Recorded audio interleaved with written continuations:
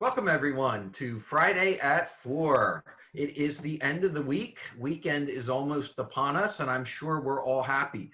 As always, I am joined with Amanda Van Deerheiden. Good afternoon, Amanda. Hello, everyone. Happy Friday. So today, we thought we'd, well, you know what? I'm going to let Amanda walk us through the topics and our conversation for today. Take it away, Amanda.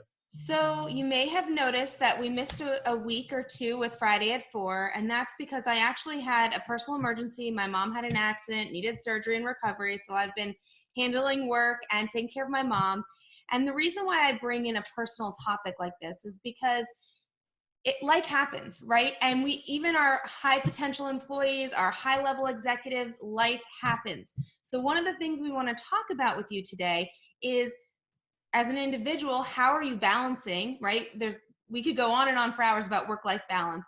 But as corporations, what's your policy around, flex time and work from home? Because if I didn't have the role that I have, where I'm lucky enough to work with people from around the globe, and as long as I have an internet connection, I can pretty much do my work, except for obviously the face-to-face part of it. But I'm lucky in that sense. A lot of organizations do not have that capability, whether it's because they have an old school mentality, or they're not comfortable with it, or they just have never done it before.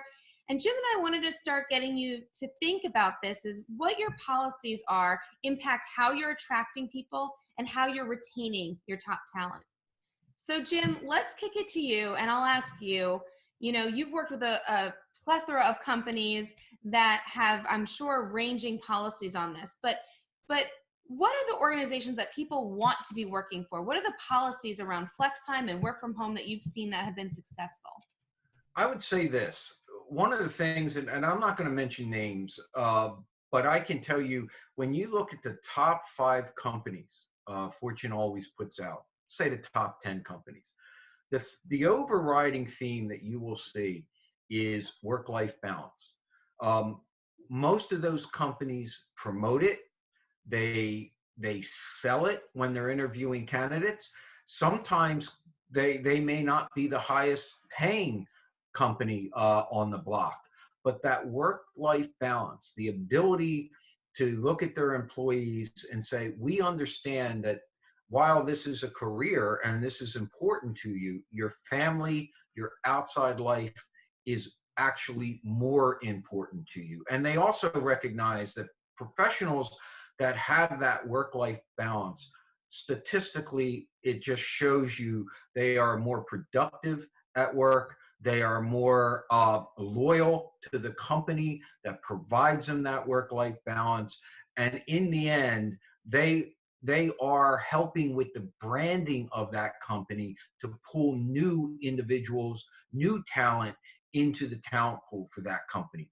Um, I think what we're seeing, and Amanda, you'll probably have something to say about this too, but what we're seeing on the market now, it's so competitive, right? 3.5 unemployment. It's not just about money. Yes, there's always going to be a percentage of people that move from position to position and are willing to do it simply to add to their bottom line. And there's nothing wrong with that. But now what we're seeing is candidates asking, what is my ability going to be to work from home a couple of days a week? What is my ability going to be if I have a sick parent or a sick child or a sick spouse, um, partner or friend that I might have to take care of? What are the company's rules around PTO time? Those things now are at the top of people's list just as much as what is the base bonus and any possibly long-term incentives. So I think what we're seeing is in this new age where look what we're doing, right, Amanda? We aren't meeting. We're probably 1,500 miles away from each other, but we're connected. And part of that connection is we can do this whether I'm here, or you're there, or you're in California, or I'm in England. The job can get done. And as long as companies understand that, they're going to actually be able to check off a box in that competition for top talent, because top talent nowadays, they want the flexibility to be remote.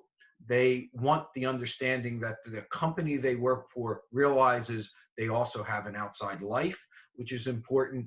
And I would say the final thing is they want to be treated like adults when it comes to decisions like with what happened to your mom.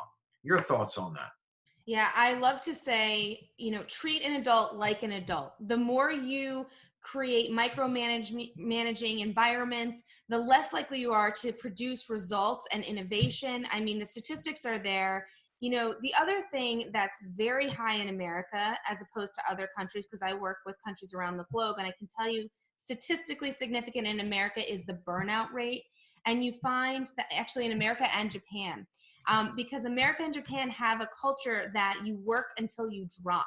And the thing about that, having personally lived through the past 2 weeks of sleep deprivation and around the clock care, I am not at my best. You don't want your senior executives making decisions that impact multi-million-dollar deals when they haven't slept in 2 weeks.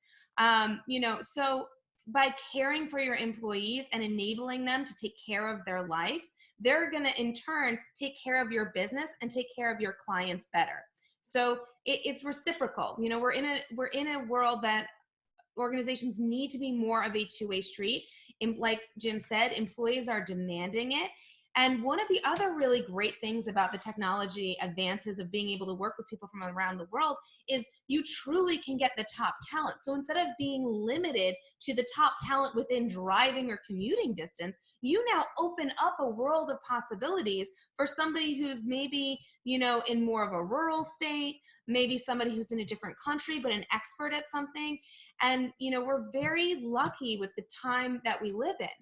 And another point I want to talk about is that there are currently 5 generations in the workforce. We're now up to 5 generations in the workforce. And let me tell you something, the Gen Zers are looking for something very different, than the baby boomers.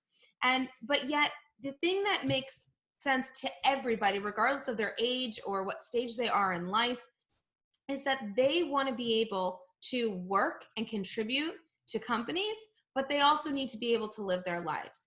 And I think that when you give them that choice, when you treat them like an adult, you're going to be very happy with the results that you get from them as the employee, but also the level of employee that you're going to attract to your organization and retain at your organization because they feel valued.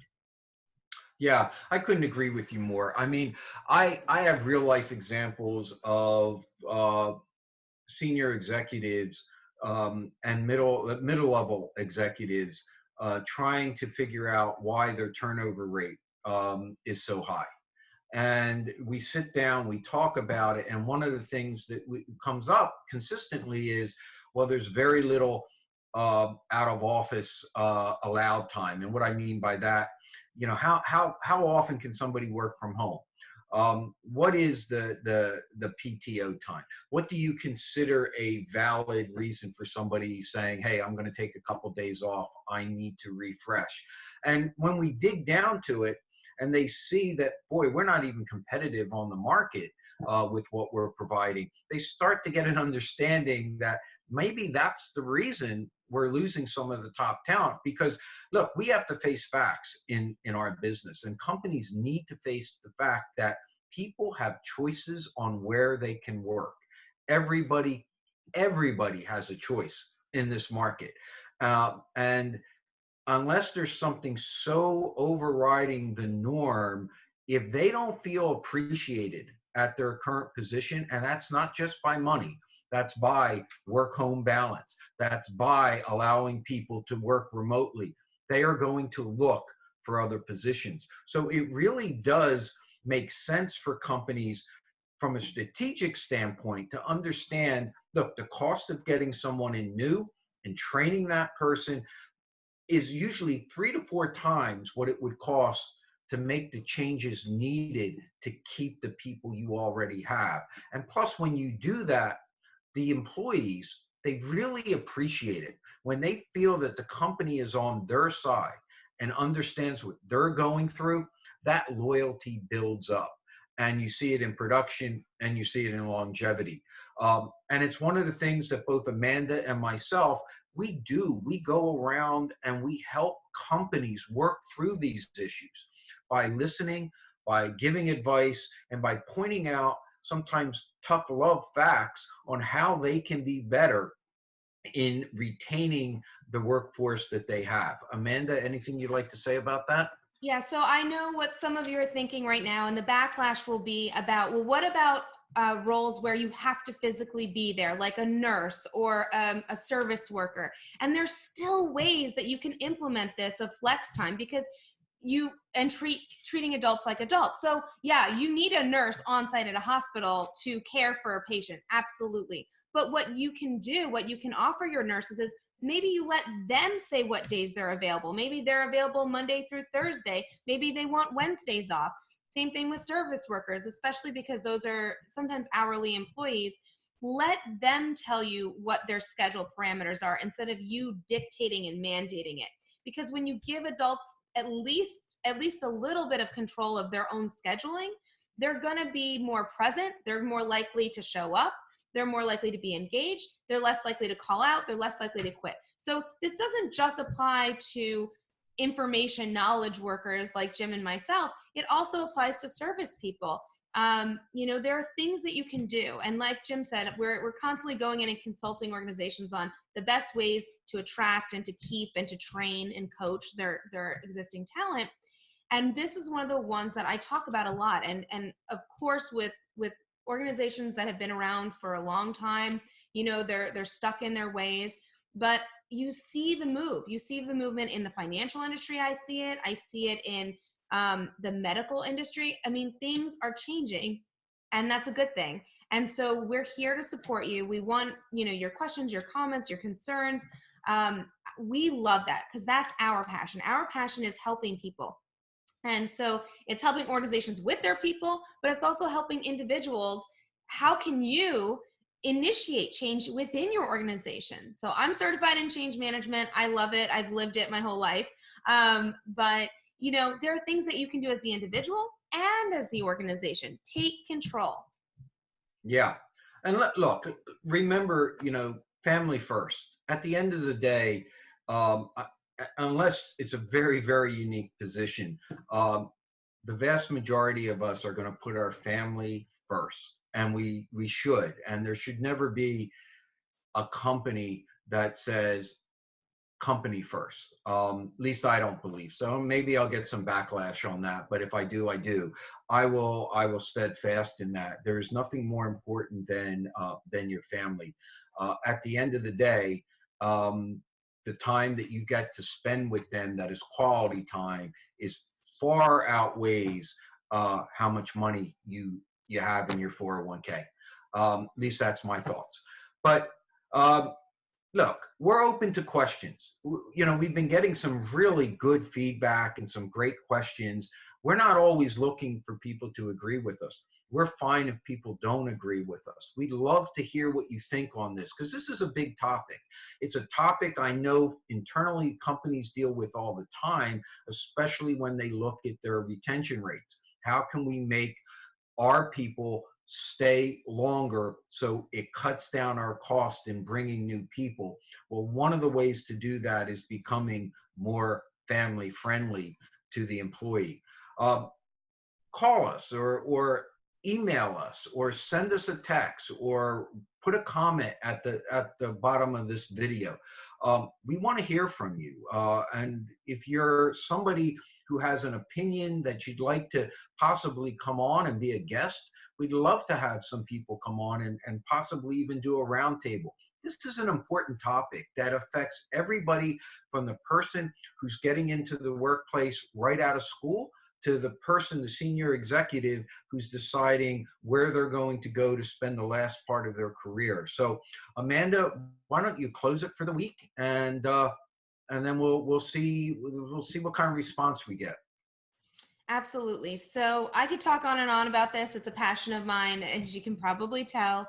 But yeah, think about what you can be doing better, what your organization can be doing better, because at the end of the day, the more the organization invests in their people, the more likely their people are to feel valued and therefore stay and also give their best work. So we will definitely be talking about this topic again. Flex time, we didn't even touch on, sick leave or paternity leave, but we will in the future. But for now, I think I will leave you with, it's great to be back. We will see you next week. We have a very exciting guest lined up, and we hope you have a great weekend.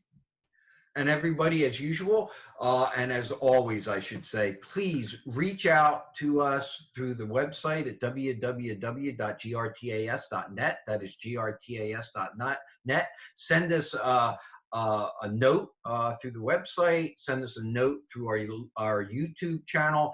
Please subscribe as well. Keep downloading those podcasts. Our numbers go up and up and up. And we look forward to continuing to build out this community. But as always, happy Friday and have a great weekend. And until next week, be safe.